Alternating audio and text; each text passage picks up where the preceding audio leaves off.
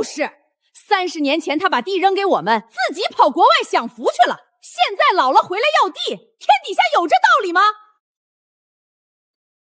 哟，这不是他大伯吗？回来啦？是啊，30年了，终于回来了。守财，快出来，你哥回来了。哥，你咋回来了？也不提前说一声，我好去接你。临时决定的，守财，我刚去老宅了，我那老宅的锁怎么换了？哦，那个前些年闹小偷，老锁不顶用，我给换了个新的，钥匙我有，回头给你一把。行。那我那5亩地呢？还好吗？啥地？啥你的地？翠花，30年前我走的时候，把地交给你家种的，你忘了？他大伯，这话可得说清楚。那地是你交给我们种的，没错，可那是30年前的事儿了。30年的农业税谁交的？你这嘴一张就是你的地，不太合适吧？我只是交给你家种，没说给你家。翠花不会说话，哥你别往心里去。那地的事儿咱慢慢说，你刚回来，先进屋坐。不用，老宅的钥匙现在给我吧。哥，那老宅耀祖结婚后一直住着呢，孩子住了好几年了，你突然要回去，总得给他点时间找房子。我自己的房子，我住不了。爸，这谁？你大伯，叫大伯。哦，大伯回来了啊。耀祖，你现在住我那老宅里。那房子不是咱家的吗？那房子是我的。30年前我把钥匙交给你爸，说好了，我什么时候回来，什么时候还。大伯，这话我就不爱听了。啥叫你的？我住了好几年了，没听说还有别人是房主。你有证吗？就是，你红口白牙说是你的，谁信啊？你叫他一声，他答应吗？老宅是祖上传下来的，村里的规矩你们比我清楚，有没有证，你们也清楚。哥，你先找个地方住，这事儿咱慢慢说。守财，你看着我，30年前你是怎么跟我说的？你说，哥你放心吧，啥时候回来，啥时候还，这话还算不算数？这事儿，行了你，被人逼上门来了还怂？我来跟你说，那地和房子就是我们家的，你不信找村干部去，别在我家站着。大伯，我妈把话说明白了，你有意见，找村委会去。在国外享了30年福，回来就抢我们东西，这玩意儿！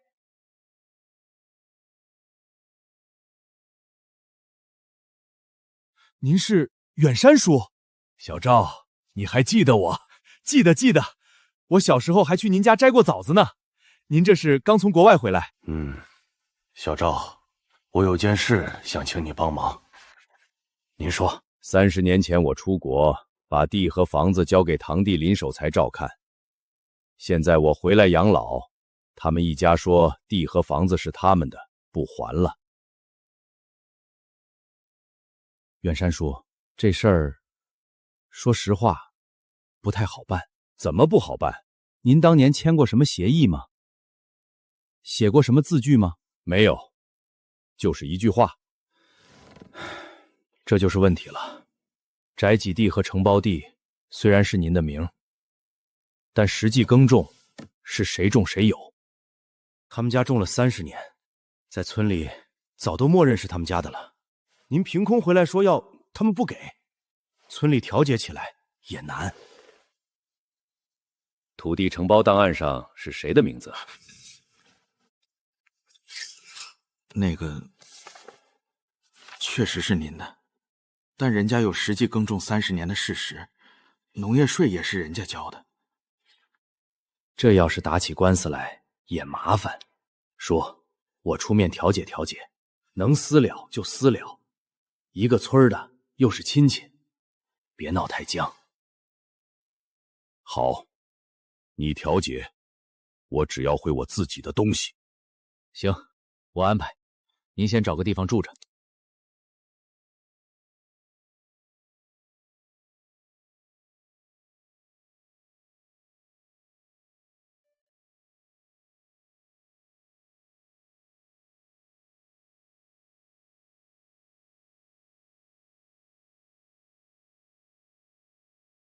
守财，你说过的话还算数吗？今天叫大家来，就是说林远山那地和房子的事儿。远山叔的意思，他现在回来养老，想把地和房子收回来自己用。守财叔，你怎么说？赵书记，不是我不讲理，那地我家种了30年，全家的心血都花在上面。他一句话要回去，我们一家吃啥？就是30年前他把地扔给我们，自己跑国外享福去了。现在老了回来要地，天底下有这道理吗？天底下怎么鲁地个大理吗？我们在家辛辛苦苦种了30年，他在国外吃香喝辣，他出过1分力吗？赵书记，村里的事儿讲的是谁种谁有。那地荒的时候是我们家开的，那房子快塌了是我结婚前翻修的。结婚前，现在说不是我们的，早干嘛去了？翻修房子你们跟我商量过吗？我同意了吗？那是我的房子。你的房子？你有证吗？你叫他一声他答应吗？你倒是叫啊！耀祖，好好说话。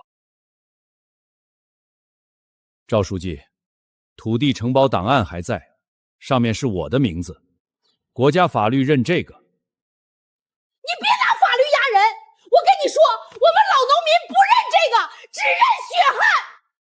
30年的血汗，你看看你哥，看看我们过的日子。哥，咱们是亲戚，你这么逼我们不合适吧？我逼你们，我只是要回我自己的东西。唉，这样吧，哥，你要是真缺地方住，老宅你住，地我们家继续种，疯了吗？行不行？我说了，2样都要回。说了，不给，你能咋地？这样吧，各让一步，房子还远山叔，地呢，守财叔再种5年，5年之后还回来，行不行？不行，绝对不行！你在外面吃香喝辣，你管过吗你？不仅房子不是你的，地也是我们的，凭什么他回来就抢我们东西？守财，30年前你送我走的时候，在我家院子里，你说的什么？你说哥，你放心吧，啥时候回来，啥时候还，我林守财说话算话。你现在看着我的眼睛，这句话还算不算数？你抬头看着我。你说的对，我是去国外了30年，我在餐馆洗过碗，在工地搬过砖，在花园里给人除草，我省吃俭用，每到过年都给你们寄钱寄东西。我图什么？我就图老家还有个根，老了能回来。28年，每年给你们寄，这是存根，我怕你们不信，都带来了。那是你自愿的，我们又没逼你。再说了，那点钱够干啥的？30年的辛苦就值那点钱？赵书记，调解结果是什么？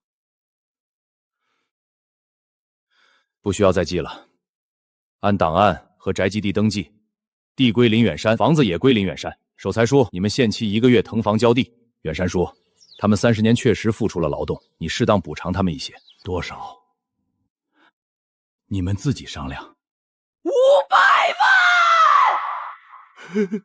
我1分钱不欠你们的，但赵书记说的对，30年你们确实出了力，我给你们5000块，算辛苦费。同意就签字，不同意，走法律程序。行什么行？别说了，签！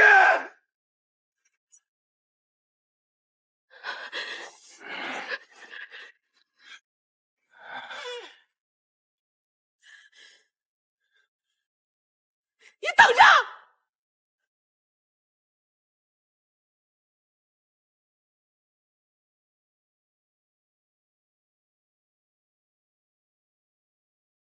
赵叔，我回来了。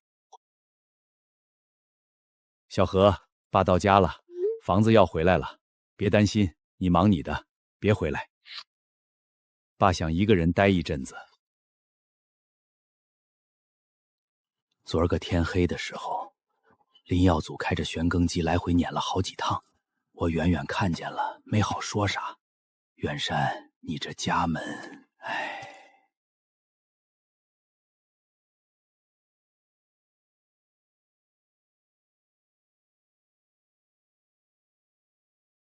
哟，大清早就下地了，可得好好种啊，还给你了就是你的啦。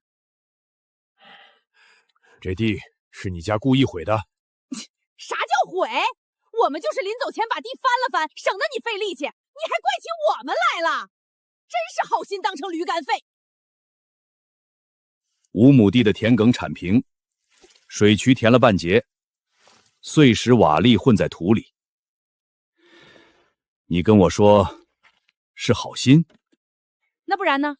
地还你了，你还想咋样？咋还想让我们给你种好了做梦门儿？有本事你自己种。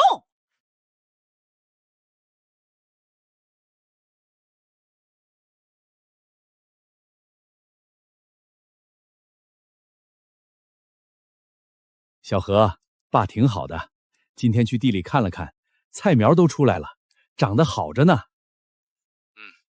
你放心，你在那边好好上班，别老惦记我。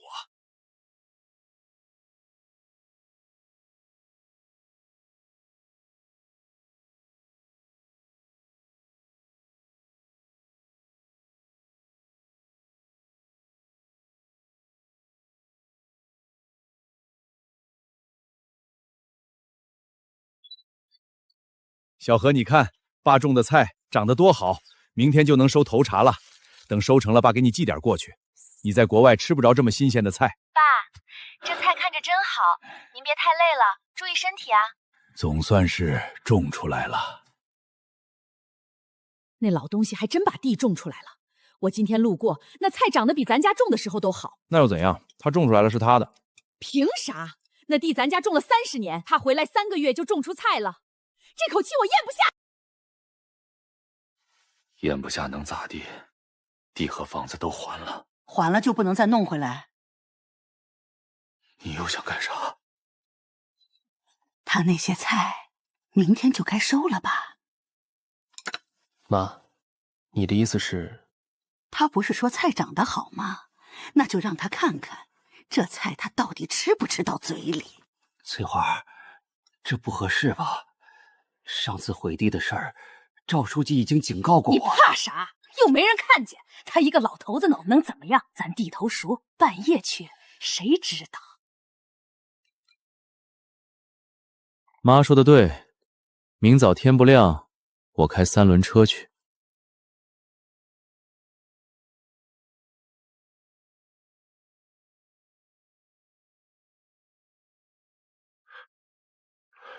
走，收菜去。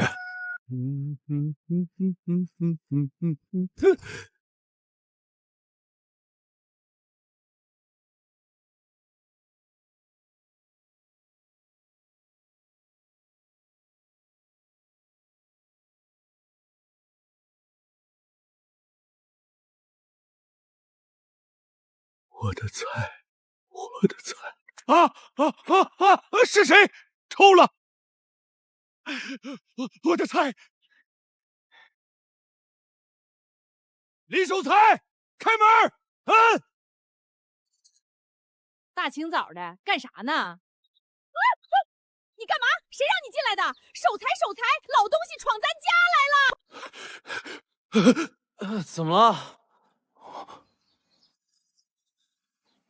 这是什么？这是我家的菜。你家的菜，我地里昨天还绿油一片，今早1颗都不剩。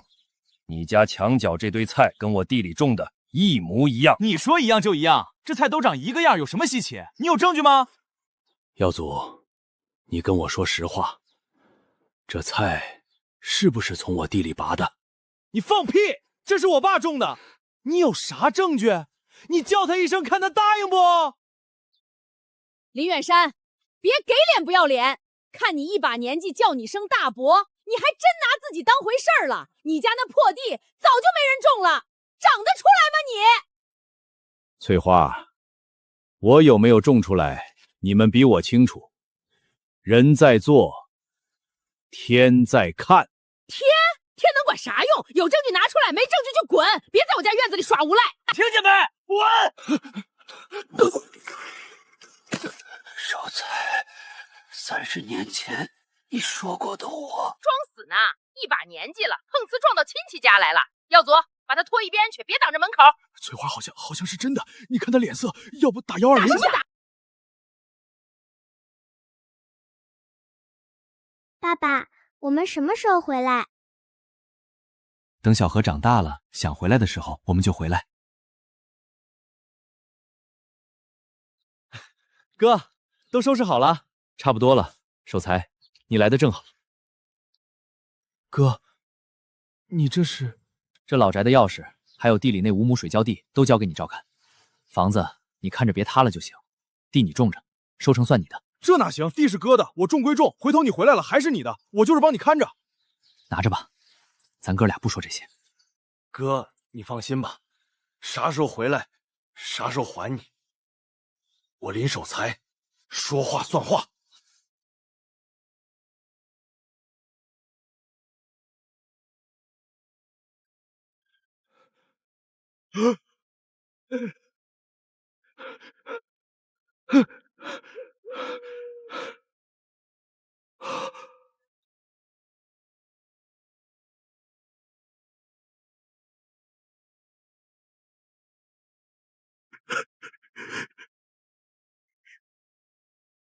回来了，真的回来了。小苗，是爷爷，先别说话，听我说。你在网上帮爷爷买几样东西，监控摄像头，夜里能看清的那种，带云端存储功能，要快，越快越好。明天一早就送到村里来。爷爷，现在几点啊？你要监控干嘛？小苗，别问那么多，帮爷爷办好。还有这件事不要告诉任何人，包括你妈。爷爷，发生什么事了？没事，爷爷只是不会再犯同一个错误了。守财，30年前你在这棵树下说的话，你还记得吗？你不记得了，但没关系，我记得。先看院子，再看菜菜，一个死角都不能留。林远山，到付的4个摄像头，谢谢。远山，这么早买的啥呀？买了几个小东西，家里用。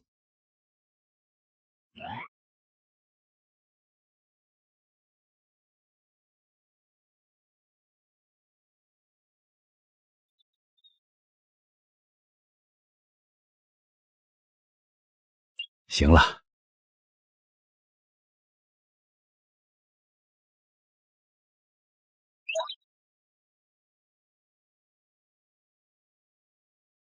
这次我看你们一家还怎么偷我的菜。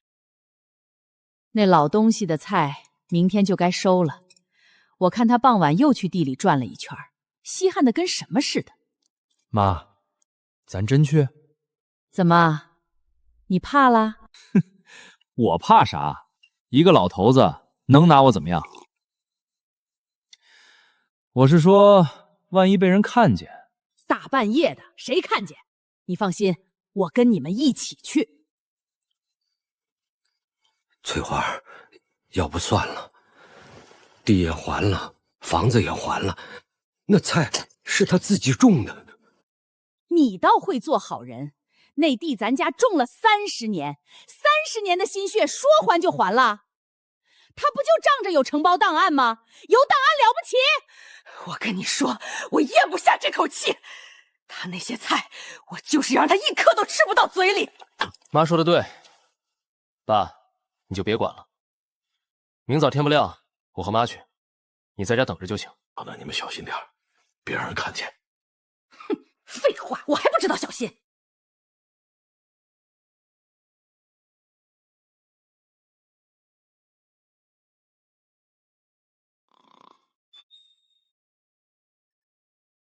快点，趁天还没亮，都弄走，一颗别留。这老东西种的菜还真不错，妈，这萝卜个头真大。别废话，赶紧撒，等天亮了就来不及了。够了，够了，快走！我就知道是你们。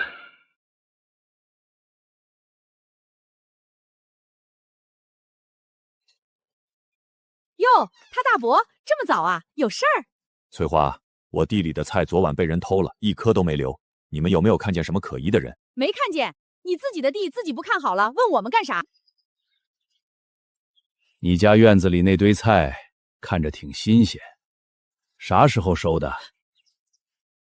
那是守财种的，咋了？你丢菜就丢菜，还赖到我们家头上来了？哥，你来了。守财，我地里的菜被偷了，5亩地一颗没留。你们有没有看见什么人？没看见。这菜看着眼熟，跟我地里种的一个样。你说一样就一样，这菜都长一个样，有什么稀奇？有证据吗？耀祖，咱爷俩说句实话，这菜是不是从我地里拔的？你放屁！这是我爸种的，你有啥证据？你叫他一声，看他答应不？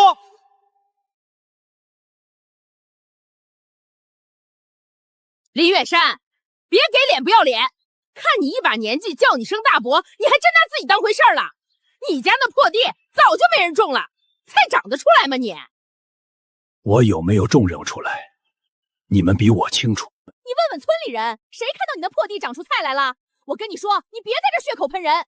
老东西，我告诉你，那菜是我爸种的，你有证据拿证据，没证据就滚！别在我家院子里耍无赖。你们说完了吗？没说呢。我跟你说，林远山，别以为你出过国就了不起，在国外混不下去了，回来抢亲戚的地，要不要脸？30年前你把地扔给我们，自己跑国外享福去了，现在老了没人养了，回来捡现成便宜，喝吧！听见没？出去！再不出去，我动手了！守财，你一句话都不说。他说什么说？我跟你说的话就是我们全家的话，有证据你拿出来，没证据就滚！好，你们不承认，你们说没证据，行。老不死的，活该！种一辈子地也吃不上自己种的菜，赶紧滚回你国外去吧，别在村里丢人现眼！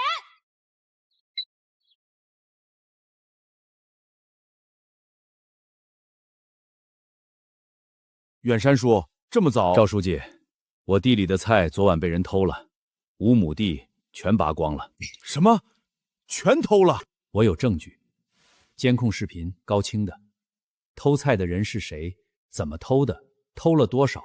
几点几分进的菜地？几点几分扛着菜回家？全程都拍下来了。我刚从林守财家出来，他们院子里堆着从我地里偷的菜。我问他是不是偷了我的菜，他们不承认。全程我录了音，张翠花指着我的鼻子骂，林耀祖推了我。远山叔，这事儿大了。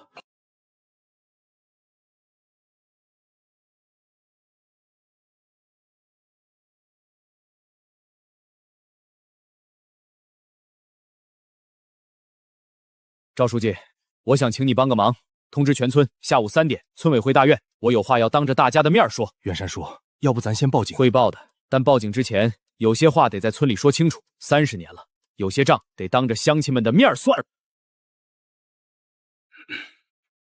行，我通知全体村民注意了，下午3点，村委会大院有件重要的事儿需要大家见证，在家的都来。再说一遍，下午3点，村委会大院都来。通知完了，谢谢。听说了吗？林远山的菜被人薅光了，5亩地啊！谁干的？这也太缺德了！还能是谁？你看林守财家院子里那堆菜，叫这么多人来干嘛？贼喊捉贼，他一没证据，二没证人，凭啥说我们偷菜？说的菜的是林守财一家。守财，远山说是你家干的，你怎么说？冤枉！赵书记，冤枉啊！他自己地没种好，菜没了，赖到我们家头上。我们可是老实人。就是，各位乡亲评评理。我们家在这村里住了几辈子了，什么时候偷过别人一根葱？他一个从国外回来的人，上来就说我们偷菜，这不是欺负老实人吗？今天一大早，他还来我们家闹，指着我家院子里的菜说是他的。我说你有证据吗？他说不出来，自己灰溜溜走了。现在又搞这一出，把我们全家叫来当众羞辱。赵书记，这事儿你得给我们做主。说完了吗？守财，今天早上在你家院子里，我问你是不是偷了我的菜，你说不是。现在当着全村人的面，我再问你一次，我地里那5亩菜是不是你们家偷的？不是，你问100遍也是这句话。有本事你拿证据，拿不出来就给我们全家道歉。对，有证据你就拿，拿不出来你就是诬赖。赵书记，诬赖人怎么办？今天早上我在林守才家院子里说的话、问的问题，他们全家是怎么回答的，我都录了音。耀祖，咱爷俩说句实话，这菜是不是从我地里拔的？放屁！这是我爸种的，你有啥证据？你叫他一声，看他答应不？林远山，别给脸不要脸！看你一把年纪叫你声大伯，你还真拿自己当回事儿了。你家那破地早没人种了才长出来吗？你老不死的，种一辈子也吃不上自己种的菜，赶紧滚回你国外去吧！这能说明啥？我们就是说话难听了点，他先冤枉我们的。说话难听，不叫证据，这是证据；不叫证据，这是证据。昨天晚上，我在我家的菜地周围装了监控，4台高清液线摄像头带云存储，时间改不了，从凌晨4点多开始到5点半结，全程录了下来，传着看。哎呦，这不是守财吗？这是翠花，这是耀祖。快点，趁天还没亮，都一颗别留！我的天，这也太不要脸了！人家辛辛苦苦种的菜，他们大半夜全给薅了，一颗都不给人家留。刚才还骂人家老不死，这种人，呸！太不要脸了！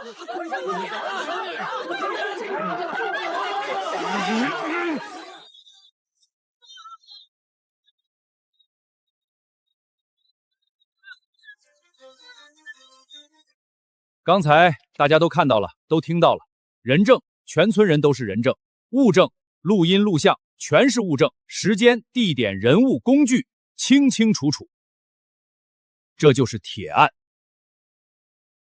赵书记，我清点了损失，各类蔬菜共计约800斤，按照当前市场价加上我的种苗、肥料、灌溉成本，够立案标准了。录音里，张翠花对我进行了辱骂，林耀祖对我进行了人身推搡，这些监控和录音里都有。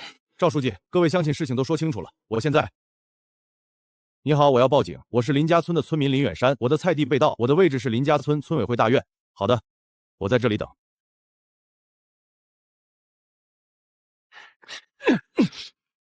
哥，你不能报案！为什么不能？咱们是亲戚，一个祖宗的。守财，30年前在我家院子里枣树下，我把钥匙交到你手里，你是怎么跟我说的？说过，当年你走的时候，守财到处跟人说你多仗义，把地和房子都给他照看，他拍着胸脯说一定帮你看好。没错，我也记得。我回来了，你们换了锁，我去你们家，你们说地是你们的，你们把地毁了。我一个人63岁，捡了1个月的石头，一锄头重新耕好。今天早上我上门问你们，你们骂我老不死，推我让我滚。张翠花说视频里也录了，死了更好。你们有没有想过，咱们是一个祖宗的？太熟了，你们全家出动，连夜偷光，一片叶子都没给我留。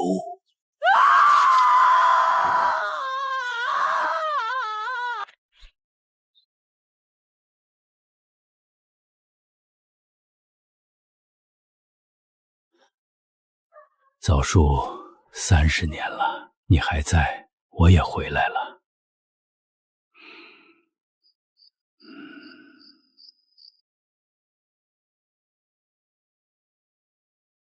远山叔，地整好了，樊葵到了，我买了新种苗，这茬种晚点但还来得及。你还是打算一个人种？赵书记，有件事儿想跟你商量。我想在村里搞个小合作社，我带技术，愿意参与的农户出地，卖了钱5分。这个好，远山叔，你真的不记恨？地不记恨，人也不该记。他们把欠的还了，剩下的就是我自己要过的日子了。30年前我走的时候，我跟守财说，这是我的根。现在我回来了，根还在，我不能再让它荒着。行，这事儿我帮你张罗。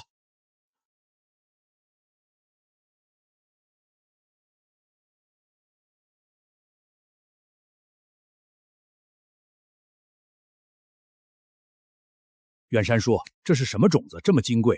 育苗土还是你单独配的？老品种番茄，国内应该已经没有了。没有了？什么意思？杂交种普及之后，老品种没人种，也没人留种，30年下来灭绝了。那您这从哪儿弄的？我带出去的。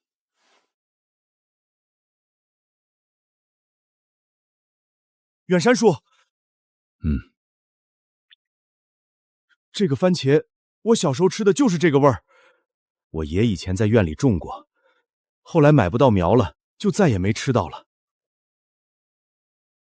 张经理，上次跟你说的那个老品种番茄，我今天测了一下，甜度8.7，沙瓤的，坡面我待会儿固发照片给你。有机转换期的证也下来了，红章盖好了，苗床就在我窗外头，你哪天有空过来看一眼，直接在土里摘一个长。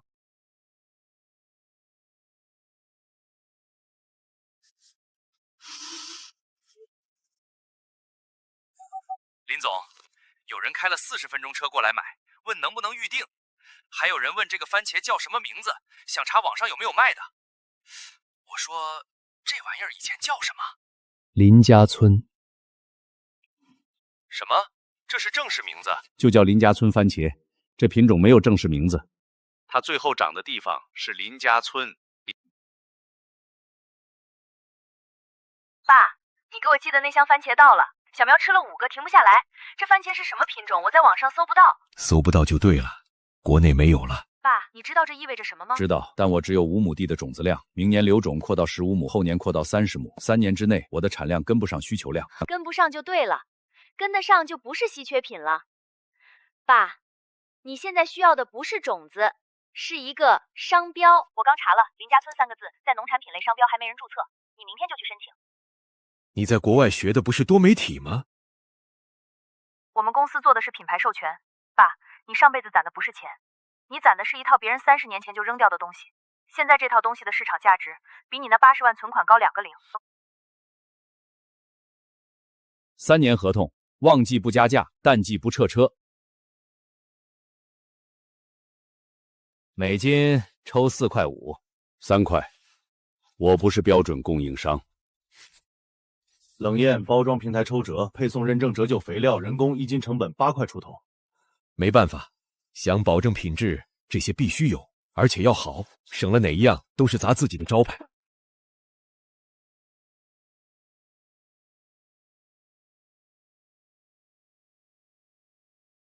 赵书记，咱们的番茄王德贵店里卖多少？12块1斤。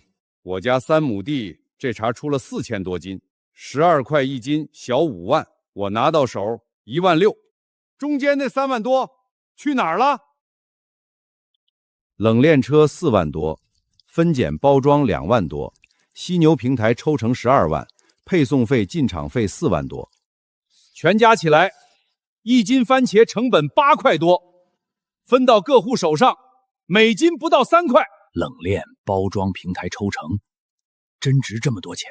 冷链，货车里装个空调，包装，泡沫箱子加个标签，平台人家是大公司，你们有人去谈过价没有？还是说林老板说多少就是多少？对呀，发票呢？合同呢？我们就看见手板上的数字。合同发票全在柜子里。老衲儿，你在外面打了这么多年工，过年回来给你儿子买过鞋没有？买过。鞋是塑料袋拎回来的，还是鞋盒子拎回来的？鞋盒子。你儿子打开，先看鞋还是先看盒子？看鞋。但你不会把鞋掏出来，塑料袋一裹就给他。没盒子，鞋在行李里挤一路，到了已经变形了。番茄从林家村到省城犀牛货架200多公里，没有冷链，3轮车拉到镇上晒半天皮皱了，降价，下午卖不完就开始发热，第2天就烂了。冷链车车厢恒温4度，摘下来到上架不超过10个小时。你们觉得冷链吃掉了你们几万块？这几万块是替你兜了烂番茄的风险。一车烂了，一茬白干。犀牛每斤抽将近3块，王德贵一家店一天卖300斤，你们30户一茬4万多斤，全堆他门口卖到明年也卖不完。犀牛在家省店4万多斤一周清完，3块钱不是拿走就完了。他们给你上货有个裂的，拍照上传，犀牛全额退款，不要你赔。你顾客买回去在王德贵门口卖，顾客拿个裂番茄找上门，你退不退？你们刚才算账，12块变3块，中间被谁吃了？被时间吃了。番茄摘下来，每1分钟都在贬值。被距离吃了。林家村到省城200多公里，配送费就是路费。被规模吃了。一个人卖4000斤和30户卖4万斤不是一回事儿。4万斤你必须进平台、进超市、进渠道，这些成本不是我编的。柜子里合同、发票都在，钥匙在老赵手里，随时去看。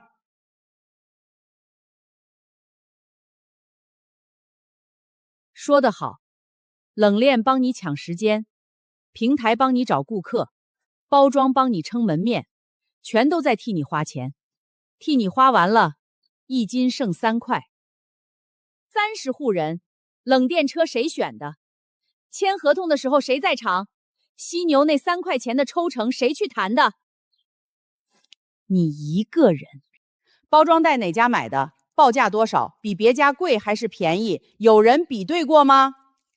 没有。从头到尾谁经手的？你。谁签的字儿？你。谁看过账？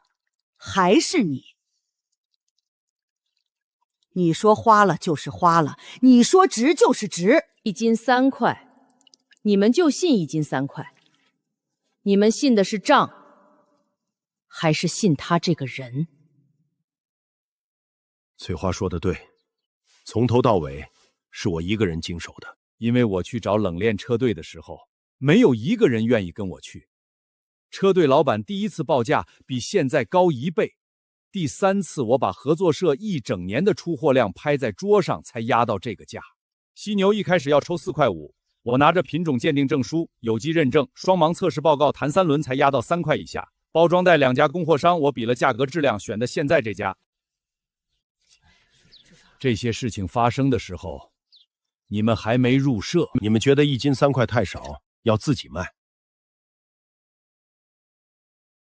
行，冷链自己找，平台自己去谈，包装自己比价，烂了自己认，降价了自己担，卖不完自己拉回来。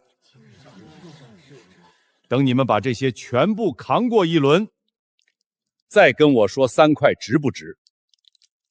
烂了自己认，降价了自己担，卖不完自己拉回来。等你们把这些全部扛过一轮，再跟我说3块值不值。说的比唱的好听，自己去扛，自己去谈。你当初去谈的时候有人教你吗？你不也是自己撞出来的？怎么就你能撞，他们不能撞？你撞就是本事，他们撞就是不行。林远山，你最大的本事不是种番茄，是把所有人都变成离不开你的人。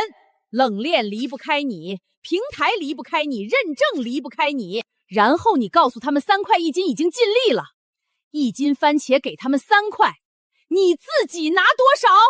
合作社留的那一块扩产资金、风险储备金，谁来管？还是你？你说留多少就是多少，你说怎么花就怎么花，他们连问都不敢问，问了就是不信任，不问呢？不问就永远3块。我2年前骂他老不死，你们在旁边看笑话。现在我告诉你们，他是不是个好人两说，但你们把自己的命交到他手里，指望他替你们算账，替你们省钱，替你们赚钱，自己手里没有的东西永远不是你的。我退社，不是不信你，想自己试一回。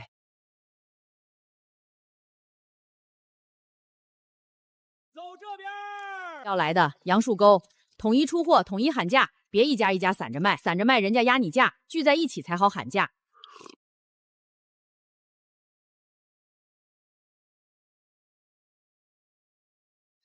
在院子里坐了1天。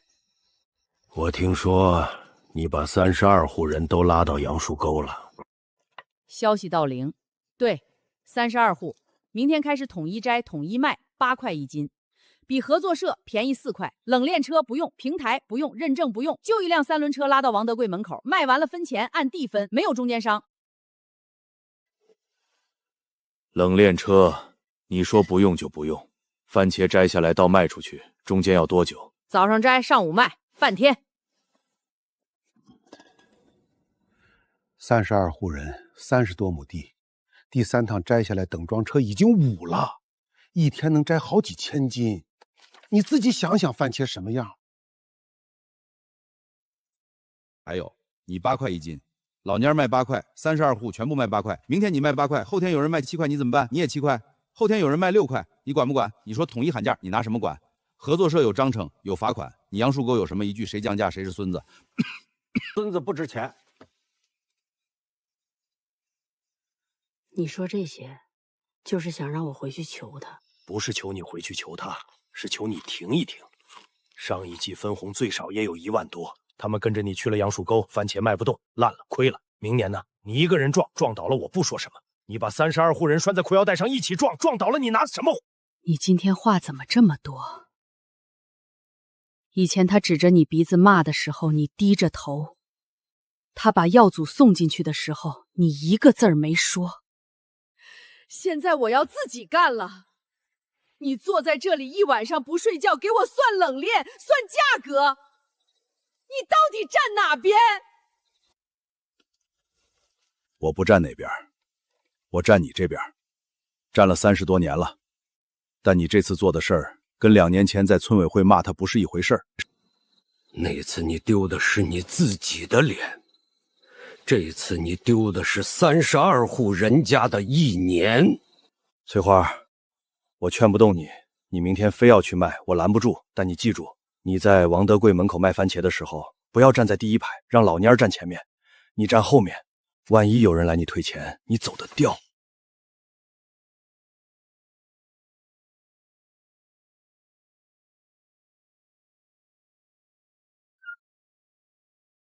林家村番茄8块1斤，比合作社便宜4块。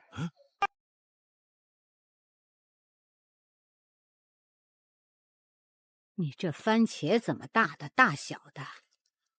我以前买合作社的，每盒拿出来都一样大，我都不用挑，拿一盒就走。大小不一样又不是不能吃，你闻闻这个味儿。这2颗怎么闻着不一样？ 这颗有那个香味儿，这颗啥味儿没有？你这不是一批的吧？你尝这个，这个肯定甜。不对，这个味道不对。我以前买的那个咬下去是沙的，甜味在嘴里待很久。你这个皮厚，肉是硬的，甜了一下就没了。王老板，合作社的番茄今天还有没有？外面那些3轮车上的跟以前你卖的不一样。合作社散了。散了？ 什么叫散了？那以后没有啦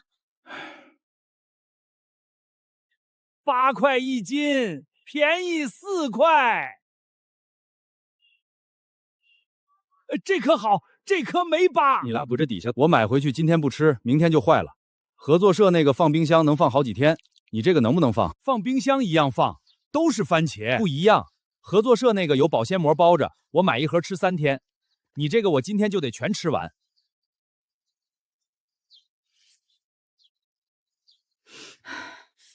林家村番茄7块1斤， 7块，合作社的12块，你这个怎么便宜这么多？不要冷链车，不要包装费，不要平台抽成，那些都是虚的。番茄就是番茄，不一样。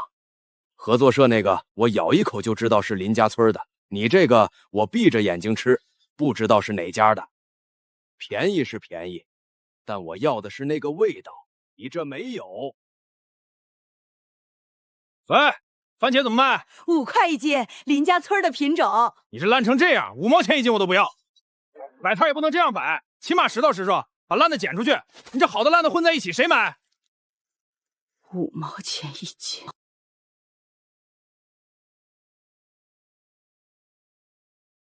别喊了，你看看这底下，全烂了。你拉回去吧，你们这个品质卖不掉的。翠花。 我今天在王德贵门口站了1天，你知道最难熬的是什么？不是卖不动，是有人过来跟我说，我以前买合作社的，每盒都一样大，我不用挑，你这个我得挑。人家王德贵连店门都没出，就知道我们卖不过合作社。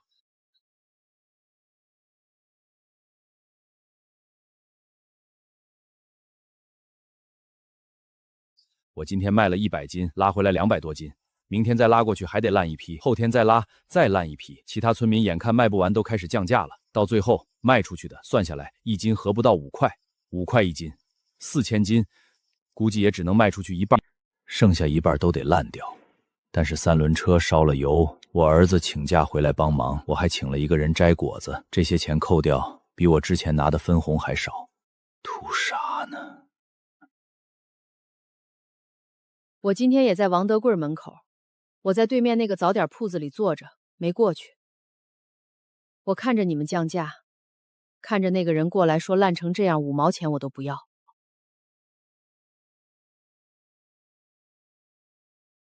赵书记，我们错了，让我们回来吧。回来，退社的人重新入社，按新社员对待。退社的时候棚里的番茄没人管，烂了1000多斤，从你们重新入社第1季分红里扣。还有你们自己砍的价，8块、7块、6块、5块。王德贵打电话来说有老顾客问他，你们那个番茄是不是卖不出去了？林家村番茄4个字，花了快1年才让顾客信任，你们用了2周把它变成了地摊货。想回来，自己去找林远山说。都怪张翠花，当时要不是她煽风点火，我们也不会退社。走，去找张翠花。张翠花，分红大会那天，你口口声声说冷链车是空调，包装袋是几毛钱，平台抽社是他一个人编的，我们全信了你的话。现在番茄烂光了，你还有心思在这儿铲土？你说这事儿怎么办？我家2亩地，这一茬全赔进去了。你当时劝我们退社的时候，拍着胸脯说统一喊价，统一出货。第1天就有人降到7块，你管了吗？你现在怎么不说话了？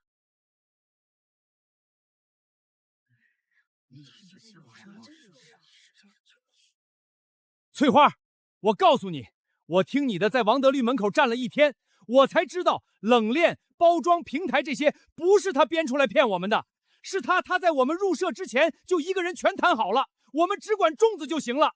你把他骂成那样，说他一个人经手就是骗我们。现在我们烂了一地番茄，你说拿什么赔？说完了没有？我说的话装认，但你们也别忘了，我劝你们的时候，你们谁反驳了一句？我让你们来杨树沟，你们谁犹豫了一下？你们自己站起来的，32户人全部自己站起来的。现在番茄烂了，全赖我。行，我的6亩地也烂了，我的番茄也堆在这里，我跟你们一样1毛钱没多拿。你们要赔，我没法；你们要骂完了回去找他签字，我不拦。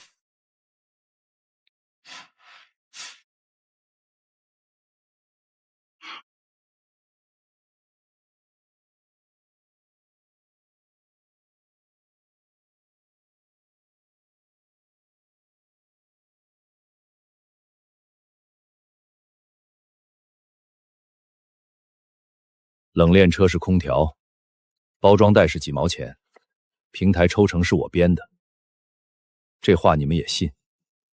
现在3轮车上的番茄烂光了，想起来找我了。林叔，我们回来可以。退过社的人重新入社，第1年分红合作社多留1成，不是给我，用来修招牌。你们在王德贵门口喊了半个月的5块、6块、7块，林家村番茄4个字被你们砍了1半的价。砍掉容易，修回来难。这1成从你们自己口袋里出，同意就进来签字。